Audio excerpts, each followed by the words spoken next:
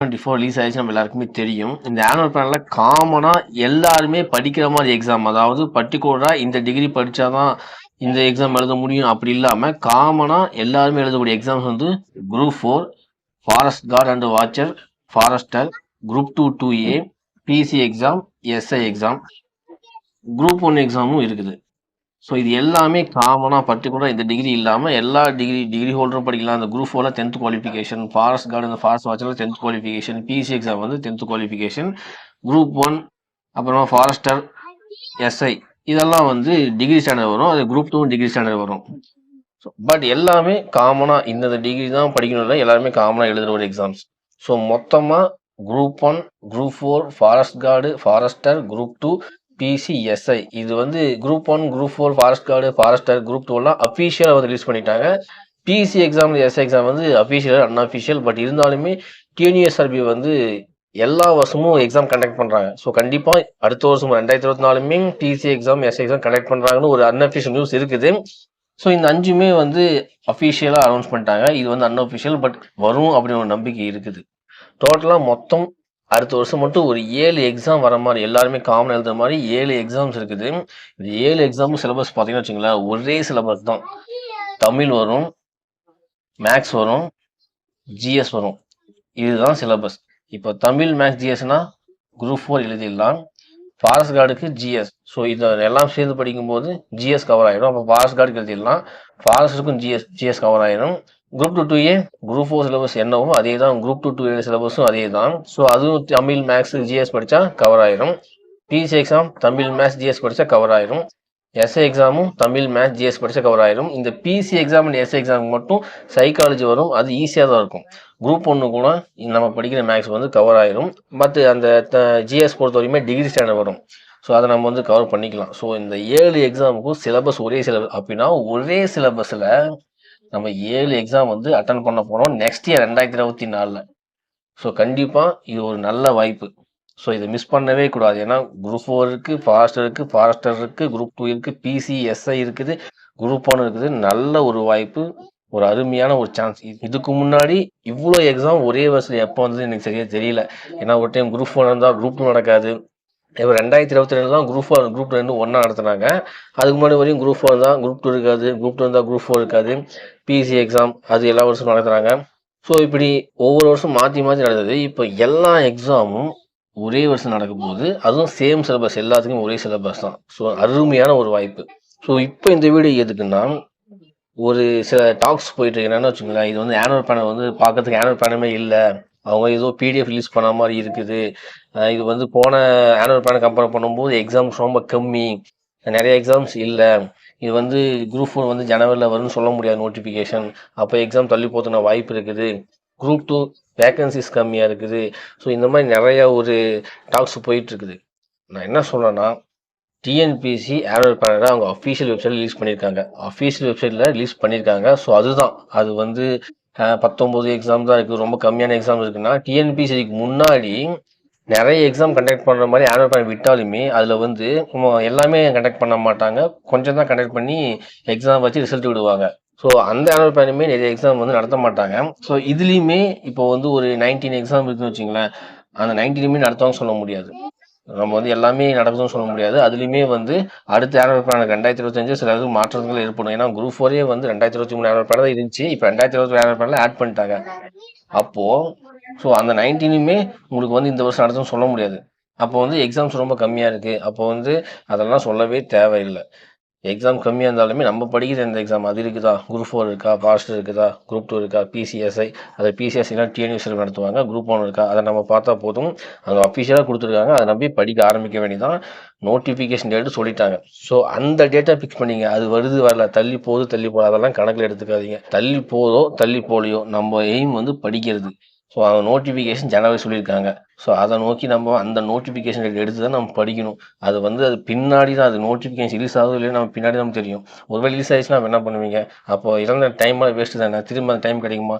So அது exam தள்ளி போனால் பார்க்காதீங்க, கரெக்டாக ஜனவரியில் வந்துடும். ஏன்னா அவங்க வந்து ஜனவரியில் நோட்டிஃபிகேஷன் சொல்லியிருக்காங்க. நல்லா பாருங்கள், ஜூனில் சொல்லிட்டாங்க நாங்கள் ஜூனில் தான் நடத்த முடியும். அவங்க சொல்லியிருந்தா வச்சுங்களேன் 3 மாதம், ஜனவரி வந்து நோட்டிஃபிகேஷன், அப்போ வந்து உங்களுக்கு ஏப்ரல் மாதம் எக்ஸாம் நடத்தும் சொல்லிடலாம். அப்படிலாம் அவங்க சொல்லவே இல்லை. ஜூன் மாதம் தான் எக்ஸாம் நடத்த முடியும் சொல்லியிருக்காங்க. ஸோ அப்படின்னா வந்து அவங்க நோட்டிஃபிகேஷன் கண்டிப்பாக ரிலீஸ் பண்ணுறதுக்கான வாய்ப்புகள் அதிகம்.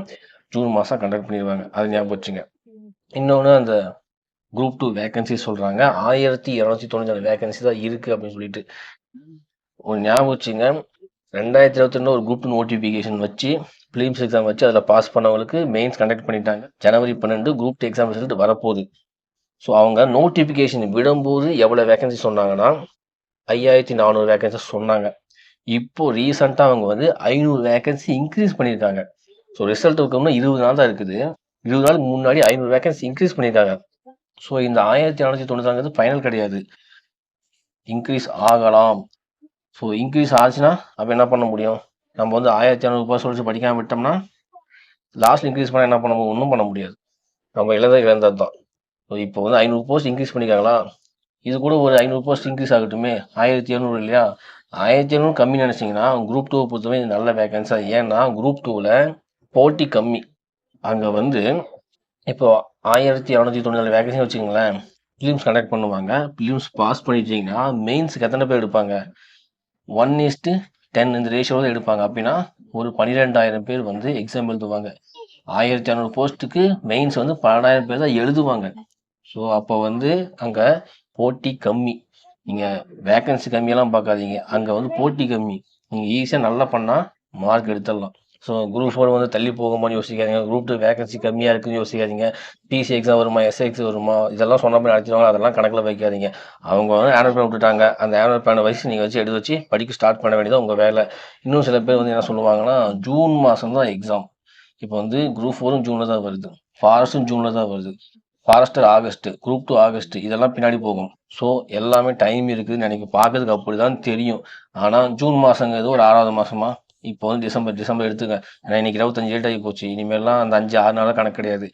ஜனவரின்னு வச்சுங்க. அப்போ எத்தனை இடையில எவ்வளோ மாதம் இருக்குதுன்னா, ஜனவரி இருக்குது, பிப்ரவரி இருக்குது, மார்ச் இருக்குது, ஏப்ரல் இருக்குது, மே இருக்குது. டோட்டலாக 5 மாதம் தான். இப்போ வந்து ஜூனில் எப்போ நடக்கும்போது நமக்கு தெரியாது. அது வந்து நம்ம வந்து லாஸ்ட் வீக்காக ஃபஸ்ட் வீக்காக தெரியாது. நம்ம வந்து ஃபஸ்ட்டு வீக்குன்னு எடுத்துக்கலாம். அப்படின்னா நம்ம வந்து அந்த 5 மாதம் கணக்கு.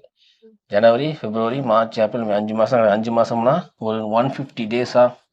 150 டேஸில் தமிழ் படிக்கணும், மேக்ஸ் படிக்கணும், ஜிஎஸ் படிக்கணும், எல்லாம் கவர் பண்ண முடியுமா? கவர் பண்ண முடியும். ஆனால் என்ன, கண்டினியூஸாக படிக்கணும். நம்ம வந்து இந்த 150 டேஸில் 100 டேஸ் வந்து எல்லாமே முடிச்சிடணும். அந்த 50 டேஸ் வந்து நீங்கள் ரிவிஷன் தான் பார்க்கணும். ஏன்னா 150 டேஸுமே நம்ம படிச்சுட்டே இருக்க முடியாது. ஏன்னா படித்தா நம்மளுக்கு மறந்துடும். நம்ம ரிப்பீட்டடாக படிக்கும்போது தான் ஞாபகம் இருக்கும். அப்போது 150 டேஸில் 100 டேஸ் வந்து நம்ம படித்து முடிச்சு சிலபஸ் கம்ப்ளீட் பண்ணிடணும். மீதி 50 நாள் ரிவிஷன் தான் பார்க்கணும். ஸோ அப்போ நம்மளுக்கு டைம் வந்து கம்மியாக இருக்குது. ஏன்னா நம்ம வந்து குரூப் 4 முடிச்சிட்டோம்னா ஃபாரஸ்ட் அதை வச்சு எழுதிடலாம். அதே மாதம் ஜூன் மாதமே வருது. ஃபாரஸ்ட் எழுதிடலாம், ஆகஸ்ட்டில் வருது. குரூப் 2 எழுதிடலாம். ஸோ நம்ம அதுக்குள்ளே இந்த 100 நாள் சிலபஸ் முடிச்சிட்டோம்னா அதுக்கப்புறம் ரிவிஷன் தான். இத்தனை எக்ஸாம் இருக்குது, நம்ம எல்லாத்தையும் அட்டன் பண்ணலாம். ஏன்னா உங்களுக்கு பாருங்கள், வேகன்சி பாருங்கள், குரூப் 4 பொறுத்தவரைக்கும் ஒரு 10,000 போஸ்ட் கண்டிப்பாக வரும். அதில் எந்த மாற்றமும் கிடையாது. இது ஒரு 1200 அப்படின்னா 11,200. இங்கே ஒரு 118 இருக்குது, 11,400. இங்கே ஒரு 1500 இருக்குது, 12,600. பிசி எக்ஸாம் கண்டிப்பாக இதுக்கு முன்னாடி வரைக்கும் கம்மியாக விட்டாங்க. இப்போ வந்து ஒரு வேகன்சி வந்து ஒரு 5000 வருதுன்னு வச்சுக்கலாமே. ஏன்னா போன 2 டைம் கம்மியாக விட்டாங்க, கொஞ்சம் 2 டைம் 5000 ப்ளஸ் வரதுக்கு வாய்ப்பு இருக்குது. அப்போது ஒரு 12,000னா 17,000. எஸ்ஐ எக்ஸாம் ஒரு 500 வச்சுங்களேன். எப்பயுமே ஒரு 18,000 வேகன்சி அடுத்த வருஷம் இருக்குது. 18,000 வேகன்சி கண்டிப்பாக இருக்குது. நம்ம அந்த 18ல் ஒன்றா இருக்கணும் அப்படின்னு எய்ம் வச்சு படித்தோம்னா கண்டிப்பாக சிலபஸ் 100 நாள் முடித்து அடுத்த 50 நாள் ரிவிஷன் பண்ணி எக்ஸாமை சூப்பராக கிளியர் பண்ணலாம். ஸோ அதுதான், இது வந்து உங்களோட கடைசி சான்ஸ். இதுதான் என்னோட லாஸ்ட் வாய்ப்புன்னு நினச்சி படிங்க. ஏன்னா நம்மளுக்கு இவ்வளோ எக்ஸாம்ஸ் இருக்குது, கண்டிப்பாக அதுபடி கண்டக்ட் பண்ணுவாங்கன்னு நம்புவோம். இவ்வளோ எக்ஸாம் இருக்கும்போது இந்த சான்ஸை மிஸ் பண்ணவே கூடாது. அவங்க படிக்கல, இவங்க அதெல்லாம் யாருமே பார்க்காதீங்க. படிக்க ஸ்டார்ட் பண்ணிட்டா யார் சொல்கிறதுமே காதில் வாங்காதீங்க.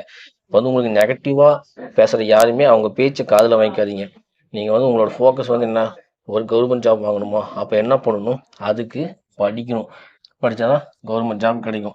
அப்போது நம்ம படிக்கணும், கண்டினியூஸாக படிக்கணும். நல்லா படித்து நல்லா கிளியர் பண்ணிட்டோம்னா நம்மளுக்கு ஒரு போஸ்டிங் கம்மி. அப்போ அது வரையுமே நம்ம மற்றவங்க பேச்செல்லாம் கேட்கக்கூடாது. நம்ம நல்லதை எடுத்துக்கலாம்.